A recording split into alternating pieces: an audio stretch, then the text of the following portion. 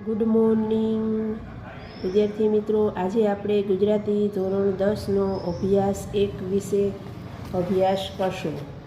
તેમાં એકમ 1 ધ્વનિ શ્રેણી. ધ્વનિ શ્રેણી વિશે અભ્યાસ કરતાં પહેલાં તમારે થોડુંક સમજવાની જરૂર છે. જો આપણે ધોરણ 9ની અંદર અભ્યાસ 1ની અંદર વ્યંજન અને સ્વર વિશે અભ્યાસ કર્યો હતો. આપણે એમાં સ્વર અને વ્યંજનના અક્ષરો વિશે જાણીએ છીએ. આથી માંડી અ સુધીના અક્ષર છે એ સ્વરના છે, અને કથી જ્ઞ સુધીના જે અક્ષરો આવે છે તે છે એ વ્યંજનના છે. તો આપણે ધોરણ 9ની અંદર શબ્દોની ધ્વનિ શ્રેણી તરીકે જોતા શીખવા આપણે જોવું કે કોઈ શબ્દ બોલાય અને ત્યારે ખરેખર કયા ધ્વનિ બોલીએ છીએ અને કયા ક્રમમાં બોલીએ છીએ. જેમ કે આપણે કોઈક શબ્દ 9મા ધોરણની અંદર એવા શબ્દો આવતા હતા કે જે આપણે એ બોલતા તો એનો ધ્વનિ છે છૂટો પડતો હતો. જેમ કે ગિરિધર. તો ગિરિધર શબ્દની ધ્વનિની અંદર આપણે જોયું કે ગ વત્તા ઈ વત્તા ર વત્તા ઈ વત્તા ધ વત્તા ર વત્તા અ એટલે ગિરિધર. કે દૂરબીન શબ્દની ધ્વનિ જે શ્રેણી છે એની અંદર પણ દુ વત્તા આખો ર પ્લસ અ પ્લસ બ પ્લસ ઈ પ્લસ ન થશે.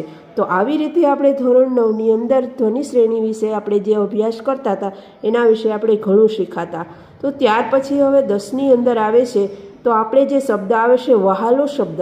તો વહાલો શબ્દને આપણે છૂટો પાડવા માટે વ પ્લસ અ હ પ્લસ આ અને લ પ્લસ ઓ આવો શબ્દ છે એ વહાલ શબ્દનો અર્થ થાય છે. તો વહાલો શબ્દ છે તો એવી રીતે આપણે જે છે બીજો શબ્દ છે ધોરણ 10ની અંદર ગોપાળ. તો ગોપાળની અંદર આપણને ખબર છે કે ગને રસબાવાળું ગો આવ્યું તો ગ વત્તા ઓ વત્તા પ વત્તા આ વત્તા અળ થશે. એટલે આપણે વહાલો અને ગોપાળ આ બેની ધ્વનિ શ્રેણી છે એ આવી રીતે આપણે જુદી પડી. અને સ્વર છે એ પણ આપણને ખબર છે કે એની સાથે કયો સ્વર જોડાય છે. તો એવી જ રીતે આપણે ધોરણ 10ની અંદર આ શબ્દ છે એના વિશે આપણે ધ્વનિ શ્રેણી વિશે આપણે સમજ્યા. તો એવી રીતે વ્યંજન શ્રેણીના જે શબ્દો આવે છે એના વિશે પણ આપણે અભ્યાસ કરેલો છે. તો એટલા માટે આપણે જે શબ્દ છે ધ્વનિ શ્રેણીનો કેમ બોલાય છે અને કેવી રીતે એનો જે છે ઉપયોગ થાય છે એના વિશે આપણે આગળ ભણીશું. પરંતુ તમને પદ્ય અને સર્પ સૂર્ય આવા શબ્દો જે છે પદ્ય એટલે કે પદ અને ધ એટલે આ ધ્વનિ શ્રેણી છે એ આપણે જુદી પાડવા માટે આપણે એના માટે ધ છે એ આખો આવે છે અને એ ધને છે આપણે જુદો પાડવામાં આવે તો પદ્ય જે શબ્દ છે એની અંદર પ વત્તા અ વત્તા દ આવે છે. ધની જગ્યાએ દ થાય છે અને યની જગ્યાએ અ વત્તા અ. તો આ પદ્ય શબ્દનો જે છે અર્થ છે એ આવી રીતે થાય. અને એવી જ રીતે સર્પ શબ્દ હોય